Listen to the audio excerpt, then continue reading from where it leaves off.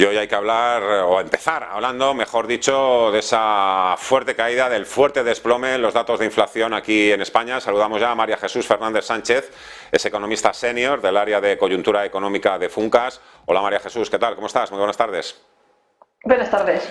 Bueno, el IPC interanual ha pasado del 6% en febrero al 3,3% en marzo, según el dato adelantado, el nivel más bajo en 19 años, en 19 meses, perdón. Ojalá. 19 años. Esto significa que en general los precios en España han continuado subiendo en marzo, pero a un ritmo mucho más moderado que en el último año y medio.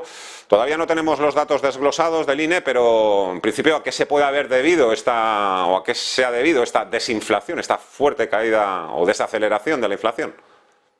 Bueno, esta bajada tan fuerte de la inflación en marzo se debe a un efecto estadístico que es lo que llamamos un efecto escalón, y es que consiste en que hace un año, en marzo del año pasado, subieron muchísimo los precios de la energía, se encarecieron un 18%.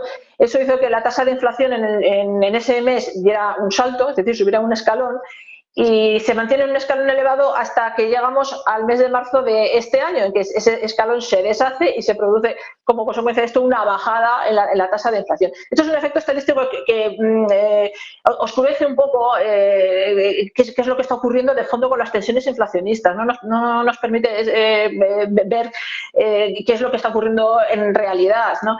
Pero para eso podemos fijarnos mejor en lo que ocurre con la inflación subyacente, ¿no? Que descuenta lo que está ocurriendo con los precios de los productos energéticos y de productos alimentos, que son los que introducen esta volatilidad, ¿no? en las tasas de inflación general, ¿no? Y la tasa subyacente lo que hemos visto es que ha bajado una décima.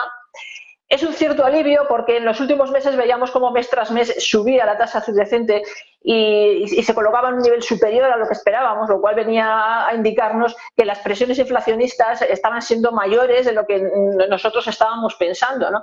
Y este mes ha habido una pequeña bajada, lo que significa que, bueno, que los precios siguen subiendo a un ritmo no tan elevado como los últimos meses, pero todavía siguen subiendo, todavía sigue habiendo presiones inflacionistas importantes. Que al ser un efecto estadística, esto de alguna forma no garantiza que estemos viendo un cambio de tendencia en la inflación, incluso que pueda volver a revertirse la situación y volvamos a ver de nuevo subidas en los precios en el mes de abril. Es que estos efectos escalón van a ser bastante frecuentes a lo largo de este año, porque hubo muchísima volatilidad en los precios energéticos el año pasado, ¿no? Hubo meses en los que subió mucho y meses en los que cayó mucho. Concretamente, en el mes de abril vamos a ver un efecto escalón en la tasa general en el sentido contrario, que va a hacer ascender la tasa de inflación, porque el año pasado, después de esa subida de los precios energéticos del 18% en el mes de marzo, hubo una caída del 13% en el mes de abril. Y esto introduce otro efecto escalón en el sentido contrario, que se deshará en el mes de abril de este año y subirá la tasa de inflación, pero sin llegar a compensar completamente la bajada que ha habido en marzo. Es decir, no vamos a volver al nivel del 6%, no vamos a volver tanto como al nivel que teníamos en el mes de febrero, ¿no? Y como digo, va a haber varios de estos efectos, unos meses al alza y otros meses a la baja, por lo cual la tasa general no va a ser un buen indicador para informarnos sobre qué es lo que está ocurriendo con las tensiones inflacionistas en la economía, ¿no? Habría que esperar también mañana, cuando se publique el dato de inflación en la eurozona, también un fuerte desplome. Sí, este efecto escalón derivado de la energía ocurrió en general en el conjunto de los países europeos, ¿no? Entonces, en la eurozona también va a haber una bajada de la tasa de inflación del 8,5 que tuvieron en febrero, pues podría bajar un punto o más de un punto en el mes de marzo.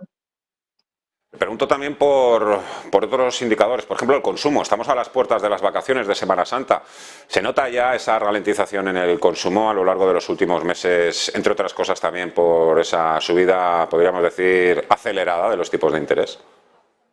Pues la verdad es que el consumo ha aguantado bastante bien, dadas las circunstancias de caída de capacidad adquisitiva, de aumento de los tipos de interés. Se ha comportado bastante bien el consumo, incluso aunque las cifras de contabilidad nacional apuntan a que ha habido un descenso en el último trimestre del año, la verdad es que se ha mantenido bastante mejor de lo que todos esperábamos, en parte como consecuencia de que ha habido una bajada importante de los precios energéticos en los últimos meses del año pasado, que ha tenido también un impacto relevante en cuanto a frenar esa pérdida de capacidad adquisitiva que se había producido durante los meses de verano. Y también como consecuencia probablemente de que el ahorro acumulado durante la pandemia ejerció un efecto, quizás un efecto riqueza, de que, bueno, como hemos acumulado ciertos activos financieros durante esa etapa, pues eso nos anima a seguir gastando más, aunque los precios hayan subido, ¿no? Pero muy probablemente a lo largo de este año, probablemente en la segunda mitad, ya empezaremos a ver el impacto sobre el consumo derivado de todas estas circunstancias, ¿no? Derivado de esa pérdida de capacidad adquisitiva y del endurecimiento de la política monetaria y la subida de los tipos de interés, ¿no? Yo creo que aunque hasta ahora no ha habido un efecto negativo demasiado relevante, sí que lo veremos más claramente en la segunda mitad del año. Es evidente que las turbulencias financieras que han sufrido los mercados en las 2 últimas semanas de alguna forma también van a impactar en la macroeconomía. Ya veremos si es un simple bache, pero hay algunos analistas que dicen que más que enfriándose, la economía europea lo que está es reacelerando. ¿Esto es así?